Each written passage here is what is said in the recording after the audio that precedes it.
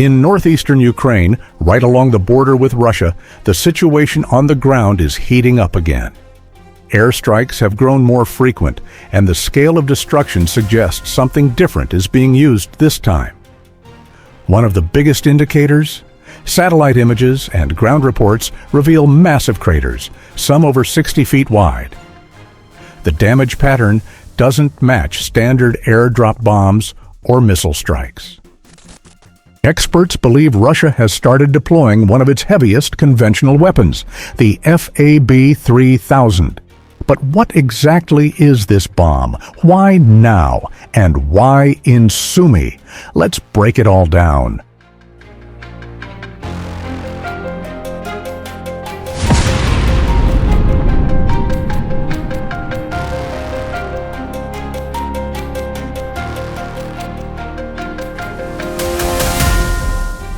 The FAB-3000 is a Soviet-designed general-purpose bomb that weighs approximately 3,000 kilograms, or over 6,600 pounds. Most of that weight consists of high explosives designed to destroy hardened targets like bunkers, bridges, fortified warehouses, and command posts. Originally developed in the 1950s, the FAB-3000 wasn't used often, mainly due to its size and the limitations of delivery platforms. But recently, Russia began upgrading these bombs with a UMPK guidance kit, transforming them from dumb bombs into precision-guided munitions.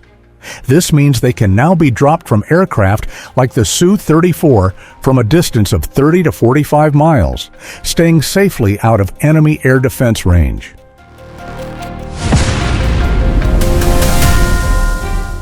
In late May 2025, multiple locations across the Sumy region suffered heavy airstrikes. Towns like Bilopilia and Vorozhba were among the most heavily affected. Damage assessments showed large, deep craters and widespread destruction, much more intense than what smaller FAB-500 or cruise missile strikes typically cause. Open-source analysts and military experts quickly concluded this was the result of a bomb in the FAB-3000 class. Reported targets included underground logistics hubs and hardened command centers, sites likely shielded with reinforced concrete or buried deep below ground. The strikes appear to have been specifically designed to penetrate and destroy such protected infrastructure.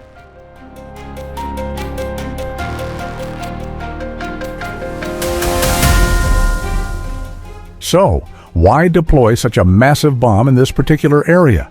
Military analysts suggest two main reasons: tactical necessity and strategic messaging. On the tactical side, some Ukrainian facilities in Sumy appear to have been reinforced or located underground, making them hard to destroy with conventional means. Using the FAB-3000 allows Russia to neutralize those positions without needing a prolonged ground offensive. Strategically, the Sumy region plays a crucial logistical role. It serves as a key corridor for moving troops and supplies toward Kharkiv and the eastern Donbass front. By hitting high-value logistics nodes here, Russia aims to slow down Ukrainian reinforcement efforts in the east. There's also a deterrent angle, demonstrating the ability to strike hardened targets with massive long-range bombs sends a signal, not just to Kyiv, but to Western observers as well.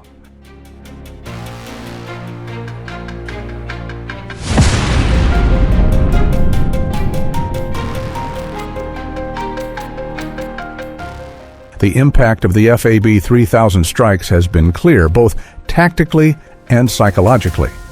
Tactically, a single bomb can disable a facility that might otherwise require multiple rocket or artillery attacks. In some cases, entire underground storage bunkers were reportedly destroyed with a single hit. That saves time, resources, and minimizes risk to Russian aircraft and troops. But there are risks. While military targets were the focus, some of these locations were close to civilian areas. The shockwaves alone can cause damage hundreds of meters from the blast center. Locals reported shattered windows, collapsed structures, and power outages, even when the strike wasn't directed at them.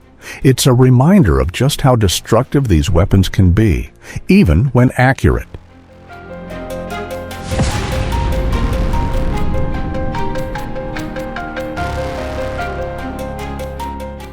Ukrainian officials have condemned the strikes, calling the use of FAB-3000s a deliberate escalation.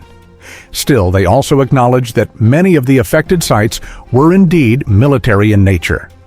Internationally, analysts have taken note. First, because this confirms that Russia still has deep munitions reserves and the means to deliver them. Second, because it may signal a tactical shift, a greater reliance on air power to break hardened targets instead of pushing forward with risky ground assaults. It also raises questions for Ukraine's allies. Are existing air defense systems enough to protect against high-altitude bombers dropping these kinds of weapons from beyond missile range?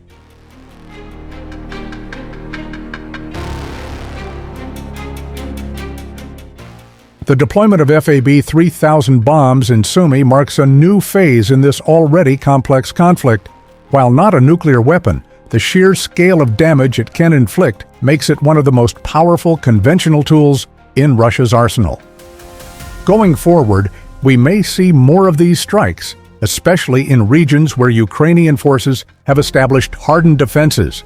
What remains to be seen is how Ukraine adapts and whether this signals a broader escalation in tactics on either side. As always, we'll be watching developments closely. Thanks for tuning in. If you found this video informative, feel free to like and subscribe for more in-depth updates on military developments around the world. This content is created solely for educational and informational purposes. It is intended to provide insights based on verified data, credible sources, and careful analysis. Our goal is to foster a deeper understanding of modern military technology and current events, not to promote or endorse any form of conflict, propaganda, or political agenda. We strictly oppose the spread of misinformation and hoaxes. Every piece of information presented has been carefully sourced from reliable, publicly available references. We encourage viewers to approach the topic with critical thinking and respect for all sides involved, maintaining a focus on knowledge sharing and open discussion.